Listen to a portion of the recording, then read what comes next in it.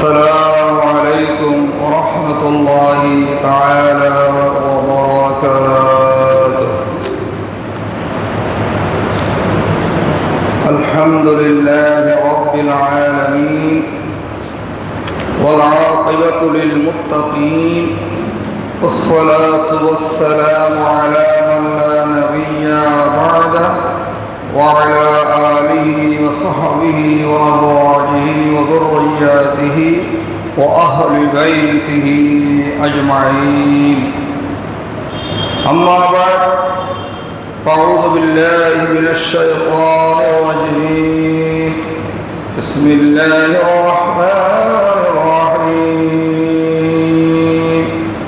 الرجال قوامون على النساء بما فضل الله بعضهم على بعض وبما أنفقوا من أموالهم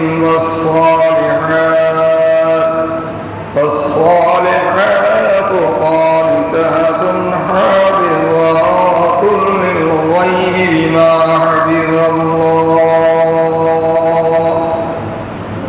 وفي تعظيم رسول الله صلى الله عليه وسلم: إن الله وملائكته يصلون على النبي يا أيها الذين آمنوا صلوا عليه وسلموا تسليما.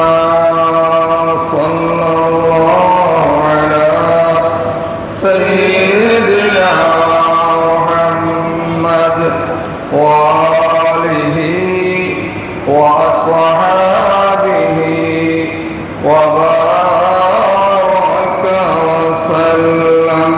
بلغ العلا بكماله كشف الدجى بجماله حسنت جميع خصاله. صلوا عليه وآله. اللهم صل على محمد وعلى آل محمد كما صليت على إبراهيم وعلى آل إبراهيم إنك حميد مجيد.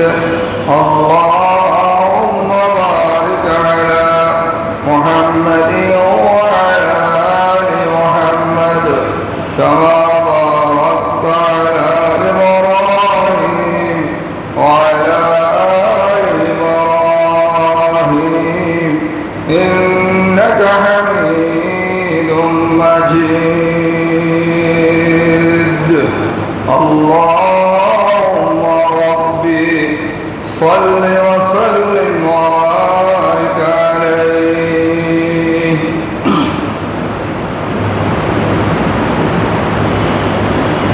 সম্মানিত উপস্থিতি, মাইকের আওয়াজের মাধ্যমে শ্রবণরত শ্রোতা মণ্ডলী, আমরা সকলেই মুনিবের দরবারে শুকরগুজার হচ্ছি যে মুনিব হাজারো ব্যস্ততার মধ্যেও আজকের 19শে জামাদিউল আউয়াল 1446 হিজরি 7ই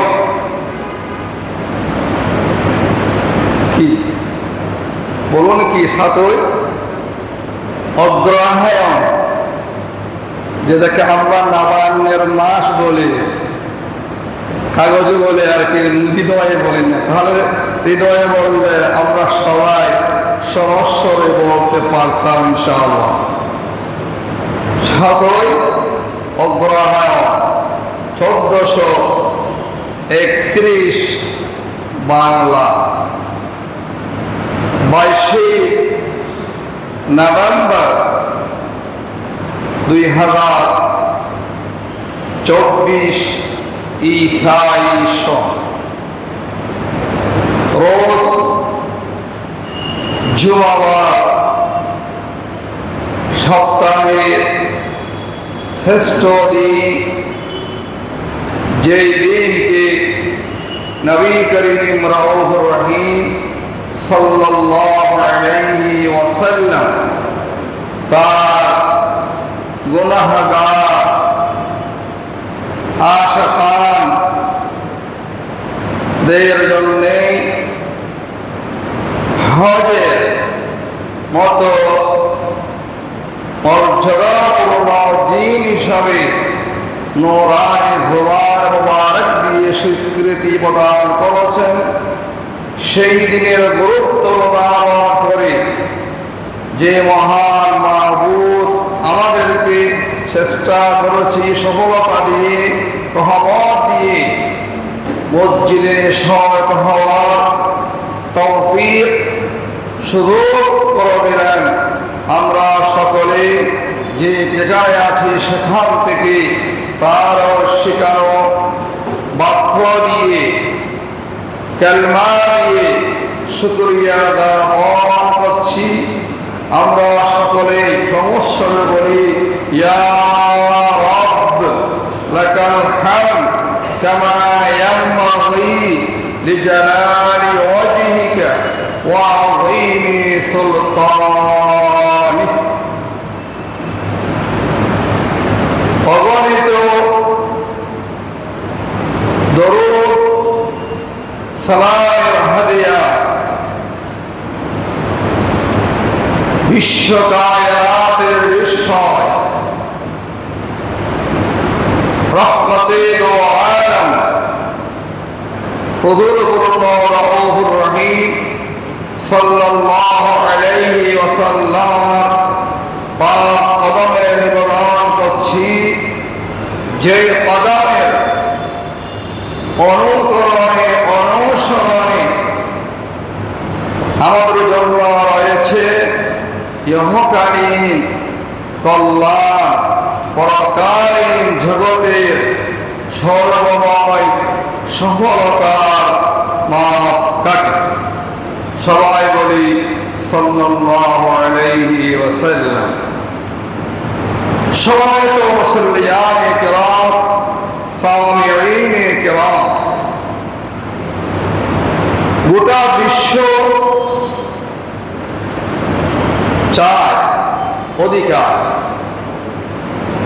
কিন্তু অধিকার যদি যথার্থভাবে চাইতে না জানি, বুঝতে না পারি, যে চাইবে তিনিও চাওয়ার মতো চায় না, যিনি দিলেন তিনিও দেওয়ার মতো দিতে পারে না, সেই অধিকারকে, সেই হককে সামনে রেখে গত জুমাবারে যে আলোচনা খুতবা প্রদান করেছিলাম, আশা করি আপনাদের সকলের হৃদয়ঙ্গম হয়েছে, হৃদয়ে তার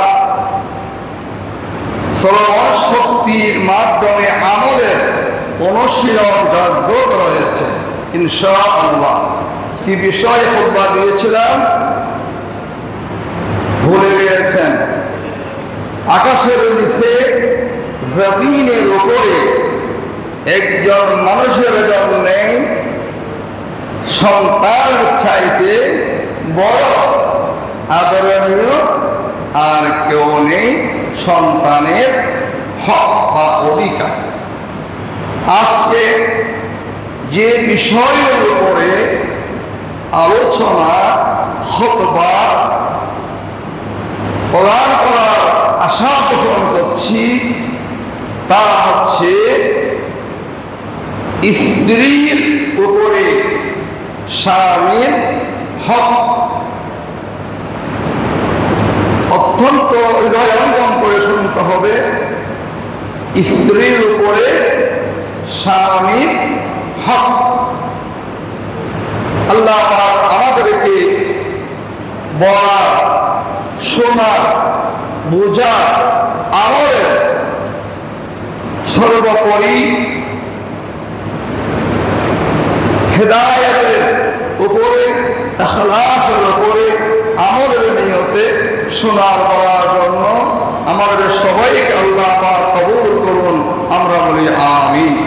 সুবহানাকা লা ইলমা লানা ইল্লা মা আল্লামতানা ওয়া মা তাওফীকি ইল্লা বিল্লাহ আলাইহি তাওয়াক্কালতু ওয়া ইলাইহি উনীব।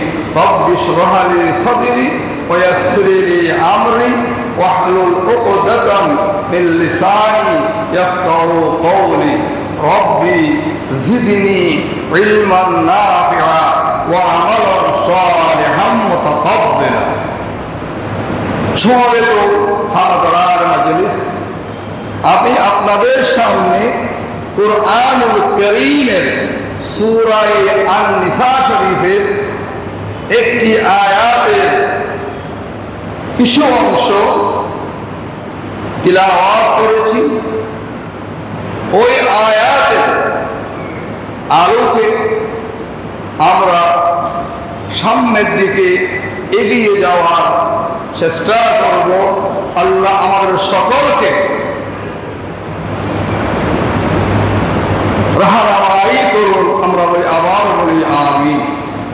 প্রিয় হাজরিন, প্রত্যেক মানুষের উপরে মানুষের আল্লাহ পাক একটা হক রেখেছেন।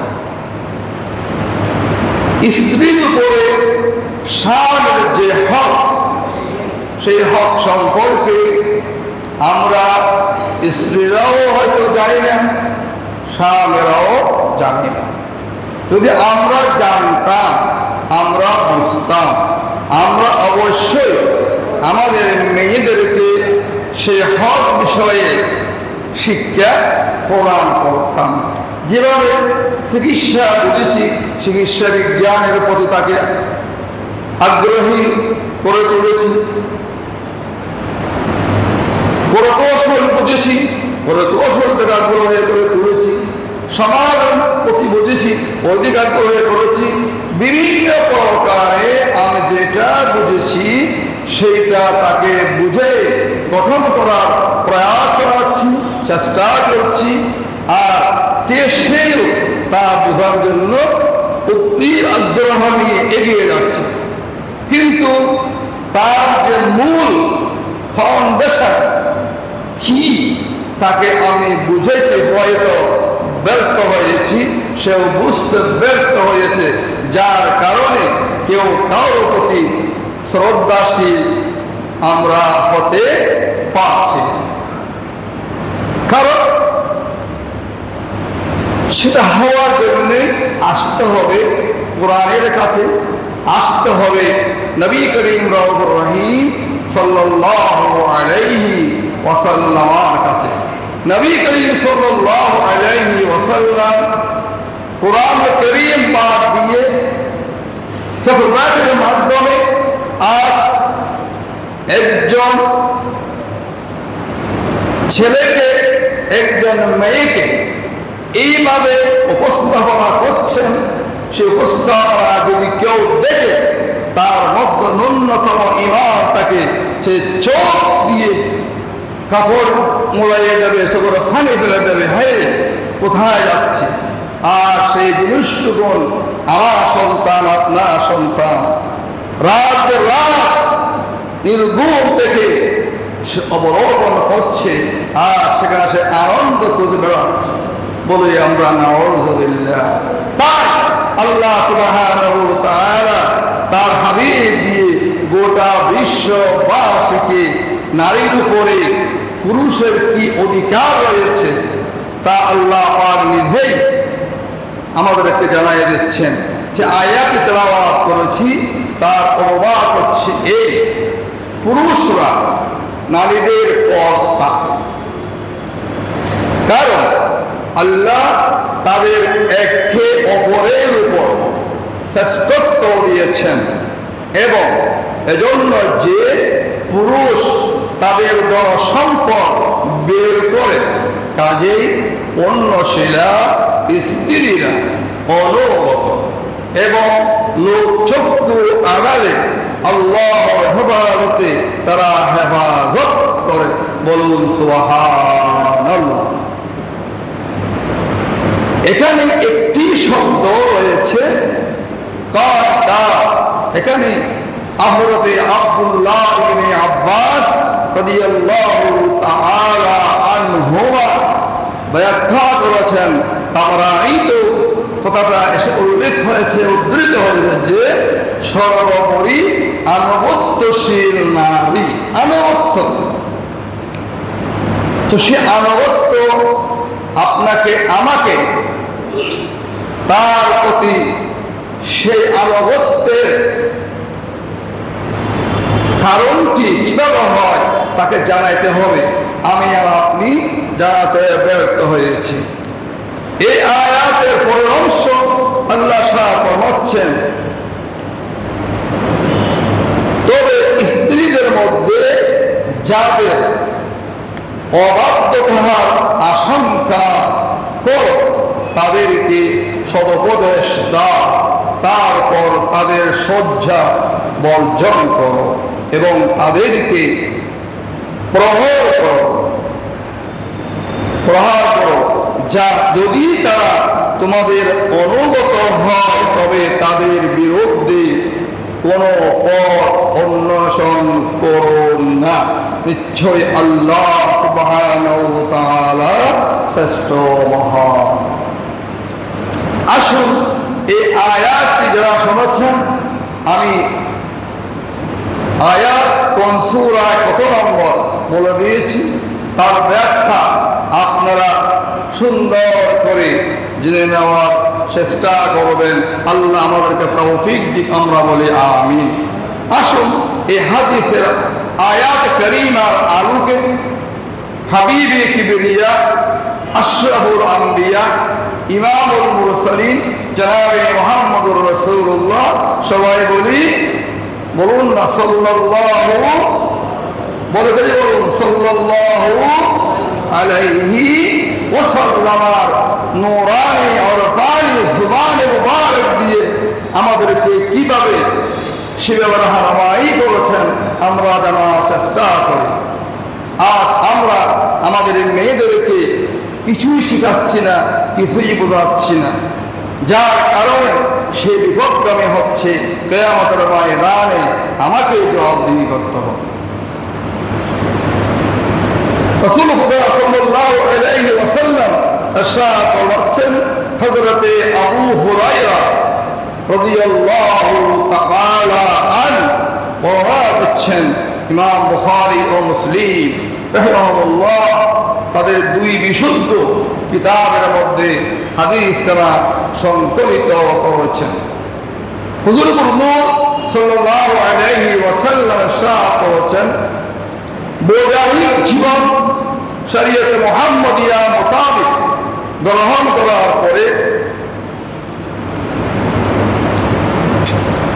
যখন তারা বৈধ স্বামী স্ত্রী হবে, ভালো করে শুনবেন, আবার অশুদ্ধ শোনার চেষ্টা করবো না। যে কোনো মহিলাকে আমি যে কথা সামনে বলবো সে কথা হবার করতে পারবেন না। কাকে পারবেন? যার সাথে আপনার সাথে শরীয়তে মুহাম্মাদিয়া সাল্লাল্লাহু আলাইহি ওয়াসাল্লাম মোতাবেক বিবাহ বন্ধনে আবদ্ধের কার্যক্রম শেষ হয়েছে। হওয়ার পরে পুরুষ সেই মহিলাকে ইদা দাআ রাজুলু ইমরাতাহু ইলা ফিরাশিহি, স্বামী স্ত্রীকে নিজের নির্দিষ্ট কক্ষে আহ্বান করলেন। ব্যাখ্যা আপনাদের কাছে আছে। আহ্বান করলেন, কিন্তু সে গড়বসি করলো, আসলো না। রাসূলুল্লাহ সাল্লাল্লাহু আলাইহি ওয়াসাল্লাম ইরশাদ ফরমাচ্ছেন, আল্লাহ নূরি জগতের ফেরেশতা সহ আল্লাহর লানত, অভিশাপ ওই মহিলার উপরে আবর্তিত হয়, নির্ধারিত হয় সকাল না হওয়া পর্যন্ত। নাউযু বিল্লাহ।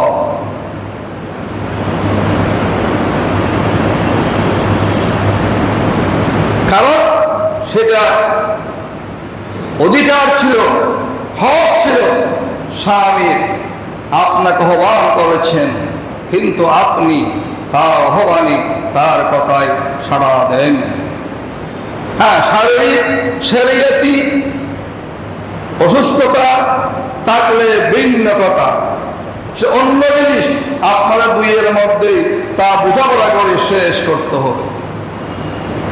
এরপরে আসুন, হুজুর সাল্লাল্লাহু আলাইহি ওয়াসাল্লাম ইরশাদ ফরমাচ্ছেন অন্যান্য বর্ণনায়, যে স্বামী তার বৈধ স্ত্রীকে তার গড়ে আহ্বান করলো, কিন্তু সে গড়ে বসে করলো, আসলো না, তার উপরে আল্লাহর রহমত ওই স্বামীর পক্ষ থেকে গজব, আল্লাহর পক্ষ থেকে গজব, আল্লাহ নূরি ফেরেশতা করার জন্য বদদুয়া করে, বলুন নাউযু বিল্লাহ। অন্যান্য বর্ণনা রয়েছে হুজুর সাল্লাল্লাহু আলাইহি ওয়াসাল্লাম আল্লাহর নামে শপথ করেছেন, সত্যিকারের কথা নয়, আল্লাহর নামে আল্লাহ হাবিব শপথ করেছেন, ওয়াল্লাযী নাফসি বিয়াদি,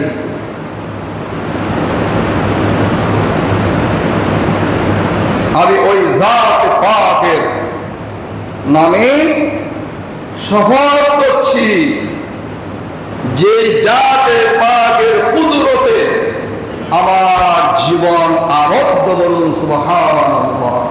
যেহেতু আল্লাহ স্রষ্টা, রাসূল সৃষ্টির সেরা, পৃথিবীর থেকে সবাইকে পর্দা করতেই হবে, এমনকি আজরাইলও শেষ পর্যন্ত নিজের আল্লাহর হুকুমে তার জান সেই বিয়ে করবে, আর সে বলবে বারে ইলাহি, আমি জানতাম আমার জান আজকে আমাকে আপনার সামনে দিবেন হবে, আমি তাহলে পৃথিবীর কারো জান কবজ করতাম না। সুবহানাল্লাহ। সেই যার জান নেওয়ার জন্য কত আদর করে আজরাইল আগমন করেছিলেন,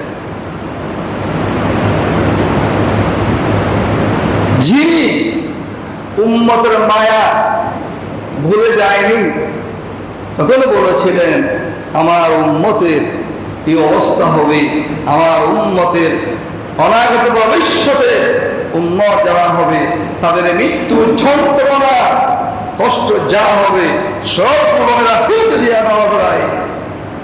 যে রাসূল রওজায়ে মুবারাকে শুয়ে বলেছিলেন রব্বি হাবলি উম্মতি, রব্বি হাবলি উম্মতি, যে রাসূল কত জুমা ইফতার বলেছিলাম, হাসরের ময়দানে আগমন করার পরে জিজ্ঞেস করবে আমার উম্মত কোথায়, আমার উম্মত কই? এমন দয়ার নবী, মায়ার নবী, রহমতের নবী, তিনি বলছেন আমি আল্লাহর নামে শপথ করে বলছি, যার কুদরত আমার জান আবদ্ধ, যেই আমি শরীয়ত মুহাম্মাদিয়া মোতাবেক আবদ্ধ হওয়ার পরে, বৈবাহিক জীবন শুরু হওয়ার পরে স্বামী তাকে ওই আহ্বান করলো, সে আসলো না, তার জন্য আকাশ ও জমিনের সমস্ত কিছু বদদুয়া করে, বলুন নাউযু বিল্লাহ।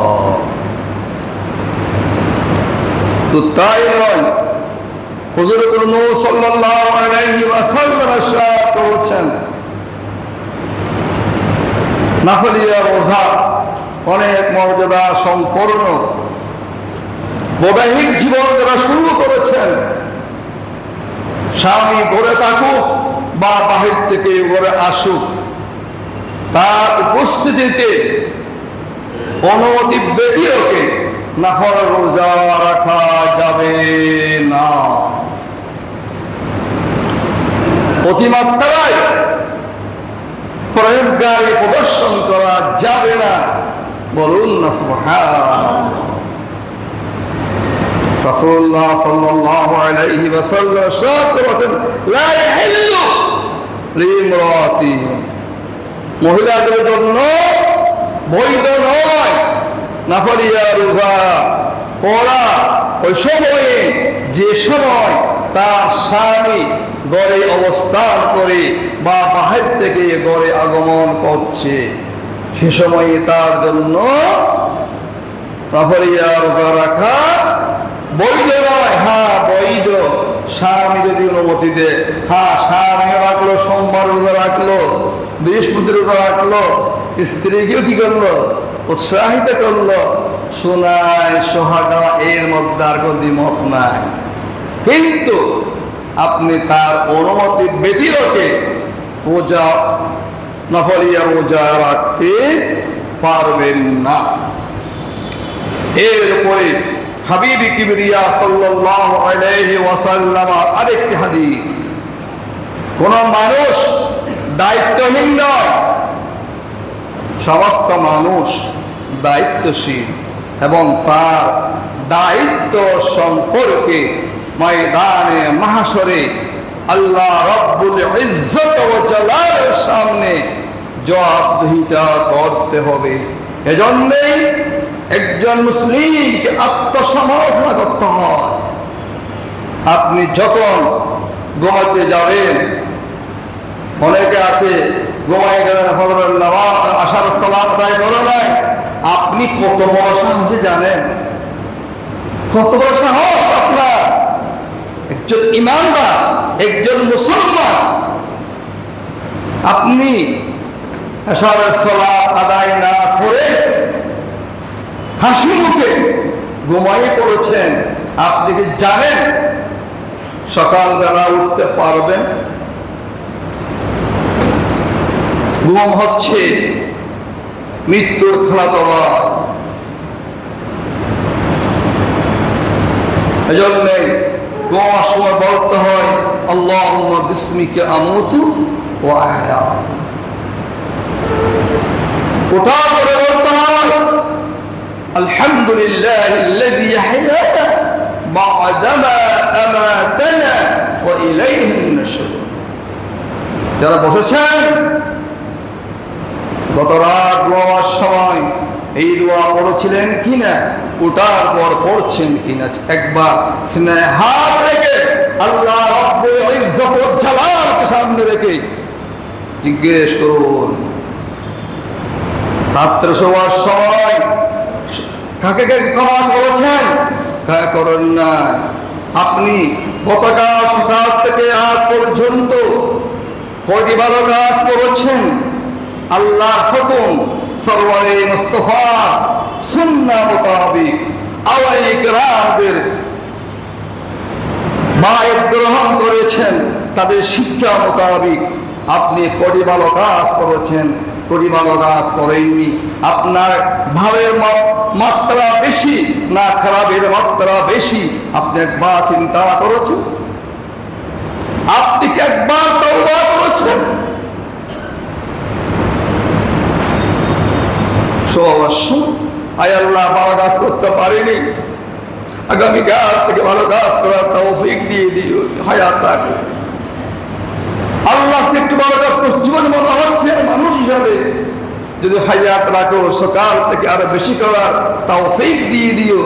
এবার একবারও আল্লাহকে বলেছে? লম্বা লম্বা কথা বলতে পারি, কাজে কিছুই পারি না।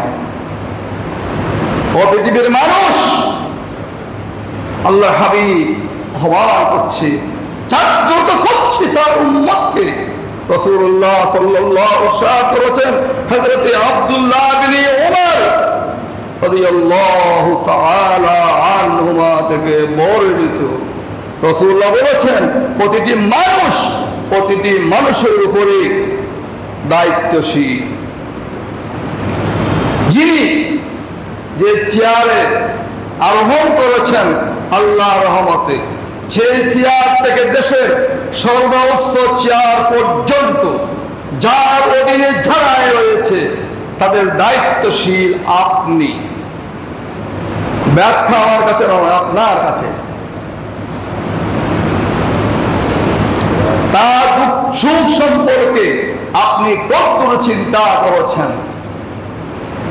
আপনি চেয়ার আরোহণ করেছেন, আপনার চেয়ারের অধীনে যারা থাকে তাদের দুর্দিন সুদিন দুঃখ বেদনা কষ্ট আরামের জন্য আপনি কতদূর চিন্তা করেছেন, কতদূর ইনসাফ করেছেন, কতদূর ন্যায় পরায়ণ হয়েছেন। শুনুন, প্রথম নম্বর এই। দ্বিতীয় নম্বরে আল্লাহর হাবিব বলছেন, ও পৃথিবীর মহিলারা, তোমরাও তোমাদের স্বামীর সন্তান সম্পদের রক্ষক। হিসাব দিতে হবে কিয়ামতের ময়দানে। স্বামীর অগোচরে তার সন্তানগুলোকে কিভাবে পালন করেছো, শিক্ষায় দীক্ষায় তাদেরকে সজাগ করেছো, শিক্ষা দিয়েছো। স্বামীর সম্পদ টাকা পয়সা কিভাবে ব্যয় করেছো, হিসাব দিতে হবে। এরপরে ও স্বামী, আপনাকেও হিসাব দিতে হবে। আপনি আপনার পরিবার পরিজন সন্তান সন্ততিকে কিভাবে আল্লাহ এবং তার রাসূল তারই মোতাবিক পরিচালনা করেছেন। এরপরে আসুন, হাবিবি কিবরিয়া সাল্লাল্লাহু আলাইহি ওয়াসাল্লাম ইরশাদ ফরমাচ্ছেন, ফাকুল্লুকুম রাইন ওয়া কুল্লুকুম মাসউলুনা আন রাইয়াতিহি, রাওয়াহু মুত্তাফাকুন আলাইহি। বুখারী মুসলিমের হাদিস। প্রত্যেক মানুষকে তার দায়িত্ব অনুভূতি সম্পর্কে পৃথিবীর জমিনের উপর যাই করুন না কেন, যাই করি না কেন, আল্লাহর আদালত থেকে কেউ রেহাই পাবে না। আলাইসাল্লাহু বিআহকামিল হাকিমিন। আল্লাহ পাক সুবহানাহু ওয়া তাআলা হিসাব করবেন, ফামান ইয়ামাল মিসকালা যাররাতিন খায়রান ইয়ারা ওয়া মান ইয়ামাল মিসকালা যাররাতিন শাররান ইয়ারা। অনুপরিমাণ যা করেছেন অনুপরিমাণ পর্যন্ত আপনাকে হিসাব দিতে হবে। প্রস্তুত থাকুন, প্রস্তুত থাকুন। এখানে যা করতে পারবেন, যা কিছু করতে পারবেন, চোখ বুঝিয়ে যাবে, বন্ধ হয়ে যাবে, বের হয়ে যাবে। আপনার বালির পরিমাণ আপনার মূল্য নাই। আপনাকে একটা এয়ার কুলার মরদেহ গাড়ি এনে ঘরের সামনে রেখে দেওয়া হবে।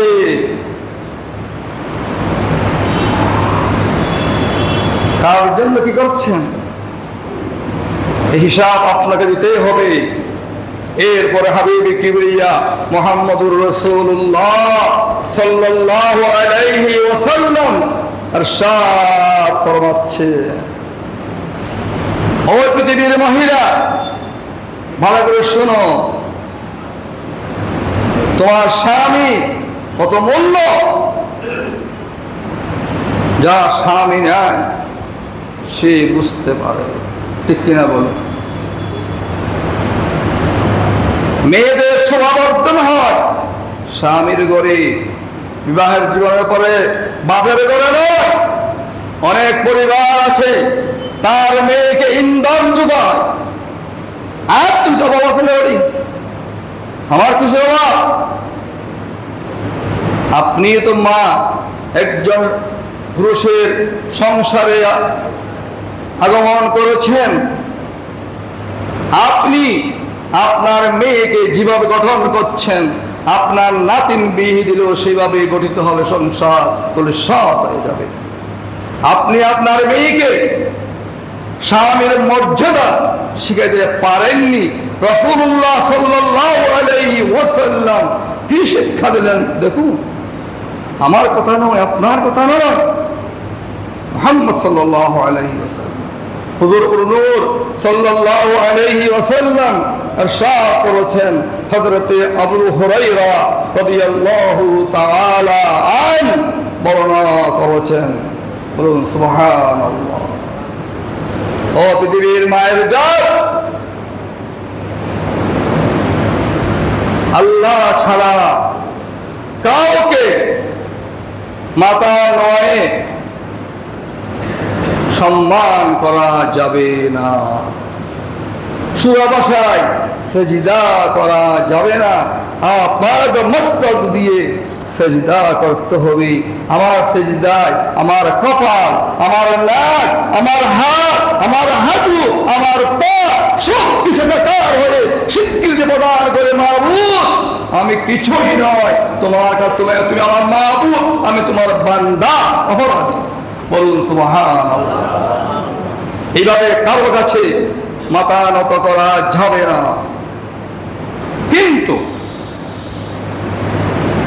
যদি রাসূল বলেছেন, যদি আল্লাহ ছাড়া কাউকে সেজদার মতো গুরুত্ব দিয়ে সম্মান প্রদর্শন করার অনুমতি দিতাম, আমি প্রথম দিতাম প্রত্যেক মহিলা তার স্বামীকে সেজদা করবে। বলুন সুবহানাল্লাহ। এই সিজদা হারাম আল্লাহ ছাড়া কারোর জন্যই, তা আমি দিলাম না অনুমতি। তো দেখুন আপনার স্বামীর মর্যাদা কতখানি আল্লাহ দান করেছেন। বলুন সুবহানাল্লাহ। আর স্বামীকেও সেইভাবে তার মর্যাদার জন্যে এগিয়ে আসতে হবে। তাই আল্লাহ সুবহানাহু তাআলা তার কুরআনুল কারীমে ইরশাদ করেছেন যে ومن آياته أن خلقكم أزواجا تسكنوا إليها وجعل لكم بينكم مودة ورحمة। সূরা আর-রুম শরীফের 21 নং আয়াত। দেখেন আমার কথা না, আর কত শুনবেন ফাও কথার মতো। দেখবেন বিজ্ঞানের উৎকর্ষের যুগে বসে থাকার সময় নেই। আমি কি বললাম আপনাকে বুঝতে হবে। খাওয়ার কথা বলে সময় নষ্ট করলাম। আল্লাহ সাহেব ফরমাচ্ছেন, আমি তোমাদেরকে একে অপর থেকে কি করে সৃষ্টি করেছি। কেন কেন সৃষ্টি করেছি দেখো না। তোমার সৃষ্টির মূল আদম, তোমার হাওয়া কোথায় ছিল? আদম যখন হাওয়াকে দেখলেন ধরতে চাইলেন। কেন? শান্তির ব্রেককে নেওয়া, এগুলিকে যাচ্ছি না, শান্তির জন্যে। ঘরে এসে যদি আপনার স্ত্রী যদি দাজ্জাল হয়ে যায়, বশীভূত না হয়, আপনার ঘরে জাহান্নাম। রাসূলুল্লাহ বলেছেন পৃথিবীর মধ্যে যা দুনিয়া রয়েছে নিয়ামত, আল্লাহর উপরন্ত নিয়ামত, অগণিত নিয়ামত, তৎ মধ্যে আদর্শ নারী হলো সবচেয়ে বড় নিয়ামত। বলুন সুবহানাল্লাহ। ইয়াসকুনু ইলাইহা, শান্তির জন্য, মাওয়াদ্দাতা ওয়া রাহমা, একে অপরের প্রতি অনুকম্পের জন্য। বলুন সুবহানাল্লাহ। হুজুর নূর সাল্লাল্লাহু আলাইহি ওয়াসাল্লাম শুধু আপনি স্বামীকে সম্মান করবেন সেটাতে ক্ষান্ত হয়নি। আপনি মহিলার জন্য 4টি কাজ রাসূলুল্লাহ সাল্লাল্লাহু আলাইহি ওয়াসাল্লাম ঘোষণা দিয়েছেন। আপনি যদি সেইগুলো পুঙ্খানুপুঙ্খানুরূপে সহিহ শুদ্ধভাবে পালন করতে পারেন, জান্নাত আপনার জন্য অপেক্ষা করছে। বলুন সুবহানাল্লাহ। আপনার মর্যাদা তো বেশি। আপনি যদি প্রথম অনুমতি না দেন, আমি পুরুষ আপনাকে জীবনে আনতে পারি না। পারি কি মনে করেছেন? আপনি কত মর্যাদাবান, আপনার মাধ্যমে আম্বিয়ে কেরাম এসেছেন, আউলিয়া কেরাম এসেছেন, সমস্ত মানুষ এসেছেন, সব কিছু এসেছেন। আপনি 4টি কাজ করবেন। আসুন নবী মুহাম্মদুর রাসূলুল্লাহ সাল্লাল্লাহু আলাইহি ওয়াসাল্লামের সেই হাদিসটি বলি শেষ করতে সময়ের সঙ্গে। প্রথম নম্বর কাজ হচ্ছে ইদা সাল্লাত মারআ খামসা। আপনি একটু আগে কি বলছিলেন? আমি এটা করতে পারবেন না। হ্যাঁ, ফরজ নামাজের জন্যে, ফরজ পূজার জন্যে স্বামীর অনুমতির কোনো প্রয়োজন নেই। বলুন না, কোনো প্রয়োজন নেই। আপনি শারীরিকভাবে সুস্থ আছেন, দৈনিক 5 ওয়াক্ত সালাত আপনাকে অবশ্যই আদায় করতে হবে। আপনি পিতা, আপনি স্বামী, আপনি ভাই, আপনি মা, ওই মেয়েকে ছোট বয়স থেকে নামাজের শিক্ষা প্রদান করতে হবে, অভ্যস্ত করে তুলতে হবে। দায়িত্ব আপনার। অবশ্যই যাবে ইনশাআল্লাহ। প্রথম নম্বর। দ্বিতীয় নম্বর, শারীরিকভাবে একজন মহিলা সুস্থ রয়েছেন, সে রমজান পেয়েছে, 1 মাস ব্যাপী রোজা ফরজ কি করবে? পালন করবে। প্রশ্ন আসতে পারে, অসুবিধা হয়, বড় রেখে দেবে, শুরু এসে নামাজ পড়া হবে, সে নামাজগুলোর পুনরাবৃত্তি করতে হবে না, রোজাগুলো কি করতে হবে? পুনরাবৃত্তি করতে হবে। সুবহানাল্লাহ। কি বক্তৃতা আপনাকে দিয়েছে আল্লাহর হাবিব, জেনেছেন? একবারও জেনেছেন? তৃতীয় নম্বর হচ্ছে ওয়াহাফিজাত ফরজাহা। লজ্জাস্থানে উদ্রিক সুশীল হওয়ার কাজ থেকে পর্যন্ত আপনাকে নিরাপত্তা বহন করতে হবে। শ্বশুরি মাকে কেমন? শ্বশুরি মাকে এই, শ্বশুরি মাকে ওই, আপনার স্বামীর জন্যই, অন্যের জন্য নয়। আপাত বাস্তব এটা বললে আবার কে কে বড় অতিমাত্রায় আলকিল্লা পয় ঘরের মধ্যে মেয়েকে আবদ্ধ করা হচ্ছে জন্য ইমাম সাহেব বলছেন আল্লাহর কসম নয়, এই পর্দা তার নিরাপত্তার বহন। যুদ্ধারা যখন ড্রেস করে তার নিরাপত্তার জন্যে, ওই মহিলা নিরাপত্তার জন্যে, সৌন্দর্যের নিরাপত্তা, সংস্কৃতির নিরাপত্তা, সবকিছুর জন্য তার পোশাক করছে পর্দা। বলুন সুবহানাল্লাহ। বিশ্বাস না হলে সূরা নূর তুলুন, সূরা নিসা তুলুন, সূরা আহজাব তুলুন, পড়ে দেখুন, তারপরে আমার বদনাম করুন, সমস্ত হুজুরদের বদনাম করুন। এর আগে নয়, এর আগে নয়, এর আগে হলে ভুল করবেন, কিয়ামতের ময়দানে যেন অপেক্ষা করবেন। এরপরে স্বামী নবী মুহাম্মদুর রাসূলুল্লাহ শরীয়ত মোতাবেক যেই আদেশ করবে সেই আদেশ নতশিরে আপনি পালন করবেন। কয়টি কাজ বললাম? প্রথম নম্বর 5 ওয়াক্ত নামাজ, দ্বিতীয় নম্বরে সুস্থ শরীরে পুরো মাসের ফরজ রোজা, তৃতীয় নম্বরে লজ্জাস্থানতার চুল থেকে পায়ের নখ পর্যন্ত আপনি হেফাজত করবেন, সংরক্ষণ করবেন। এরপরে চতুর্থ নম্বরে শরীয়তে মুহাম্মদিয়া মোতাবেক আপনার স্বামী যেই নির্দেশ আপনাকে দেবেন সেই নির্দেশ নত ছিঁড়ে আপনাকে মেনে চলতে হবে। তা করতে পেরেছেন নবী মুহাম্মদুর রাসূলুল্লাহ শাফাআতওয়ালা কামলিওয়ালা নবী। কুসুমনার ইচ্ছে শুনুন ভালো করে। রাসূলুল্লাহ বলেছেন, ও আমার উম্মত মহিলা সম্প্রদায়, আমি মুহাম্মদ ঘোষণা দিচ্ছি জান্নাতের যে দরজা দিয়ে তোমার ইচ্ছে হয় সেই দরজা দিয়ে তুমি প্রবেশ করে যাবে। বলুন সুবহানাল্লাহ।